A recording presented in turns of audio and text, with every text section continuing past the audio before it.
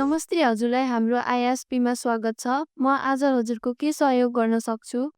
मलाई मेरो internet pack upgrade गर्नुपर्ने थियो। सर, हजुरको इन्टरनेट अहिले कल गरिराख्नु भएको नम्बरमा रजिस्टर भएको हो।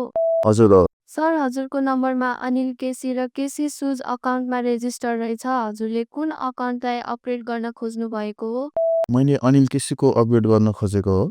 हुन्छ सर, हजुरले अपग्रेड गर्न मिल्ने प्याकहरू 200 एमबीपीएस, 250 एमबीपीएस र 300 एमबीपीएस छन्।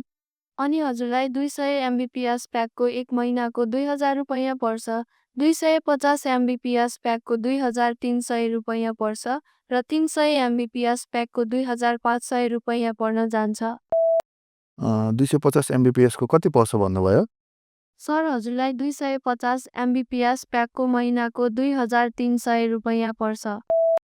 हुन्छ, मलाई 250 एमबीपीएसको अपग्रेड गरिदिनुहोस् र त्यसको लागि म अफिस आउनुपर्ने हो। पर्दैन सर, हजुरको इन्टरनेट अपग्रेड गर्नको लागि मलाई कन्फर्म भनिदिनु होला। कन्फर्म हो। म इन्टरनेट अपग्रेडको लागि एमबाट एउटा टिकट रजिस्टर गरिदिन्छु। हजुरको अहिलेको इन्टरनेट प्याक 2 दिनमा सकिन्छ र त्यसपछि तपाईँको इन्टरनेट प्याक 250 एमबीपीएसमा अपग्रेड हुनेछ। अर्को महिनादेखि तपाईँले मासिक 2300 रुपैयाँ तिर्नुपर्ने हुन्छ। हुन्छ।